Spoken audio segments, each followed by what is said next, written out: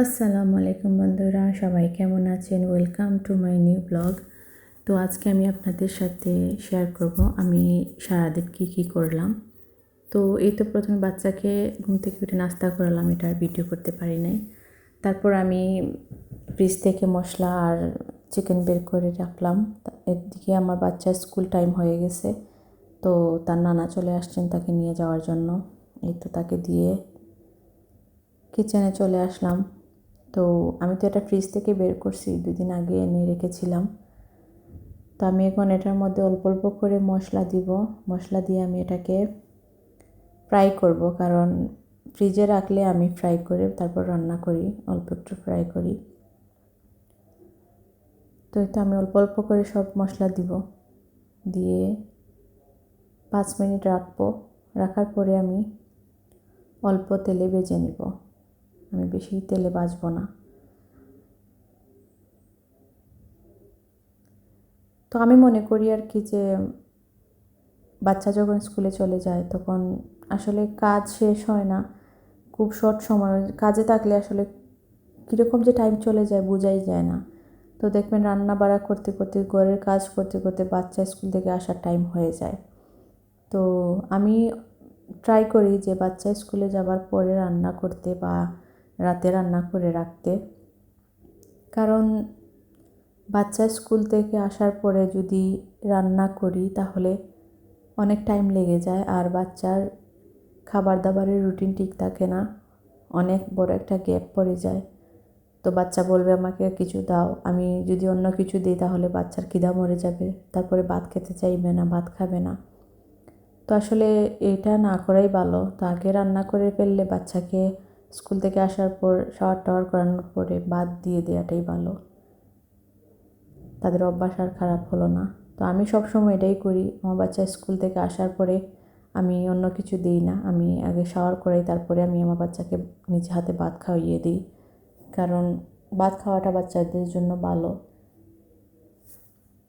বাচ্চারা এমনিতেই ভাত খেতে চায় না, আর যদি আপনি ভাতের টাইমে অন্য কিছু দিয়ে দেন তাহলে দেখবেন পরে আর ভাতটাই খেতে চায় না। তো এই তো আমার রান্না এদিকে কমপ্লিট হয়ে যাচ্ছে। আমি মশলাকে কষালাম, তারপরে আমি চিকেনটা দিয়ে রান্না করতেছি, আর আরেক চুলা দিয়ে আমি ভাত বসাইছি। এটা আমার চিকেন রান্নাটা মোটামুটি কমপ্লিট হয়ে গেছে। আমি আরও 5 মিনিট পর নামিয়ে ফেলবো। তো আমি আরও রান্না করেছিলাম অল্প করে একটু সবজি, বাসায় বেগুন ছিল, তারপর নতুন আলু ছিল। তো মনে করলাম যে রান্না করে ফেলি, তো আমি বেশি না, অল্প 3-4 টুকরা মাছ দিয়ে আমি বেগুনটাকে রান্না করলাম। আমি আসলে তেমনটা খাই না বেগুন, কারণ অ্যালার্জি একটু প্রবলেম করে, বাট তারপরে আজকে কেন জানি ইচ্ছে হলো, তো রান্না করে ফেললাম। অল্প করে খাবো, রান্না করে ফেলি। তো এই তো আমার রান্না বাড়া শেষ হলো। তো আমি এখন বের হয়ে গেলাম বাচ্চাকে স্কুল থেকে নিয়ে আসার জন্য।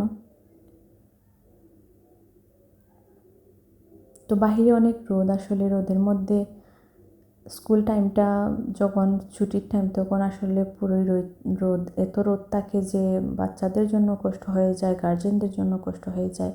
তারপর রাস্তাঘাটে জ্যাম থাকে, একই টাইমে অনেকগুলো স্কুল ছুটি হয়। তো এটা আর কি বেশি প্যারা দেয় যখন জ্যাম থাকে, রোদের মধ্যে রিক্সা পাওয়া যায় না। তো আমি তো বাচ্চাকে স্কুল থেকে নিয়ে নিলাম। তো আজকে আর বেশি হাঁটতে হয় না, কারণ স্কুলের সামনেই আমি একটা রিক্সা পেয়ে গেছি। তো বাচ্চাকে নিয়ে রিক্সায় উঠে গেলাম। উঠে যাওয়ার পরেই তো আমি চলে আসলাম এখন ছাদে, একটা দই নিব, কারণ অনেক গরম পড়ছে, তো বাচ্চাকে একটু লাচ্ছি টাচ্ছি বানিয়ে দিব আর কি। তো একটা মিষ্টি দই নিলাম 1 কেজি। তারপরে সে চাইছিল যে চকলেট ওই রকম কিছু নেবে, আমি বললাম যে না, ফ্রিজে অনেকগুলো চকলেট আছে, তো লন্ডন থেকে ওর খালামণি পাঠিয়েছে, তো এই জন্য আর ওকে বাহিরের চকলেটগুলো নিতে দিই না, কারণ ওগুলোই তো শেষ হয় নাই। তো তারপরে তাকে নিয়ে চলে আসলাম হাট বাজারে। এই তো মা ছেলে হাট বাজারে চলে আসলাম। তো বললাম যাও তুমি আজকে ট্রলি নিয়ে আসো, তুমি আজকে সব কিছু করো, আমি তোমার সাথে আছি। তো তাকে আমি বলে দিলাম, বললাম যাও তোমার চয়েসের কী কী আছে তুমি কী কী নিবে এখান থেকে নাও। তো আমি নিতেছি, ও দেখতেছে, তো ও চাচ্ছিল এইগুলা নিতে, তো আমি সবগুলা দিই নাই, কারণ এইগুলার মধ্যে তো একটু কি থাকে না, মেডিসিন দেওয়া থাকে।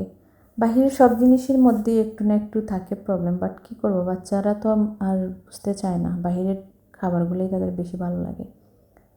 তো এই যে হরলিক্সটা আমি আমার জন্য নিব, তো ছোটোটা নিব, কারণ আমি তো বেশি খাই না, সে তো আর খাই না নিহান, যার কারণে আমি আমার জন্য ছোট্টটা নিলাম। আর তার জন্য কেক নিব, কারণ টিফিনে তো এক এক দিন এক একটা দেওয়া লাগে, এই জন্য আমি কেক নিলাম আর আরও বিস্কিট নিলাম। তারপর স্যান্ডউইচ এগুলো দিই আমি টিফিনে। তো আমি মাফিনের বক্স নিছি, তো সে বলতেছে আমি আরও নেই। তো বললাম তো ঠিক আছে, ওইখান থেকে নাও, যেটা তোমার ভালো লাগে, নেক্সট টাইম আমরা ওই বক্স নিব। তো সে বেছে বেছে 3-4টা নিছে। তারপরে এই তো আমরা হেঁটে হেঁটে শপিং করতেছি। আমি এখন ম্যাগি নুডলস নিলাম। তো আমি গিয়ে বললাম যে ম্যাগি নুডলসের কি অন্য ফ্লেভারেরটা নাই? তো তারা বললো যে আছে। তো দেখলাম যে চিকেনেরটা নিলাম আমি, চিকেন যেটা ম্যাগি নুডলস ওইটা নিছি। তো সে বলতেছে যে আচ্ছা ঠিক আছে এটা নাও, আমি এটা দিয়ে কি টেস্ট করে যদি ভালো লাগে তাহলে নেক্সট টাইম ওইটা নিবা, আর নয়তো আগেরটাই নিবা। আমি বললাম ঠিক আছে। তারপরেই তো বললো যে সে কাপ নুডলস নিবে। তো আমি আবার ডেট চেক করে নিতেছি, কারণ অনেকগুলো জিনিস আছে যে ডিসপ্লেতে থাকে, ডেট থাকে না, তাই আমি ডেটটা চেক করে নিলাম। তারপরে আমি চলে আসলাম, আমি 1 কেজি দুধ নিলাম। চা তো খেতে হয়, চা খাওয়ার জন্য তো দুধ লাগে, তো 1 কেজি নিলাম। আমার আবার প্রচুর লাগে, যার কারণে আমি বড় প্যাকেটে নিলাম। তারপর এখান থেকে চলে আসলাম, আরও অনেক কিছুই নিয়েছি, বাট সবগুলো তো আর ভিডিও করা সম্ভব হয় না। তো তারপরে চলে আসলাম ফ্রোজেন জিনিস কিনতে। তো আমি এখান থেকে ফ্রোজেন পরোটা নিয়েছি, উইংস নিয়েছি, তারপর মোমো নিয়েছি, আরও কী নিয়েছি,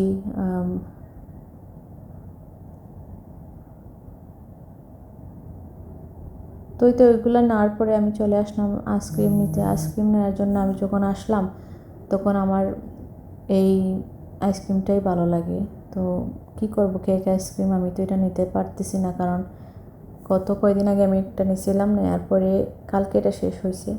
তো এটা নিলে প্রবলেম হয় কি, পুরোটা ফ্রিজ জুড়ে যায়, কারণ এটা পুরোটা বক্সই রাখতে হয়, এটার ভিতর থেকে খুলে রাখা যায় না, এই পুরো বক্সই রাখতে হয়।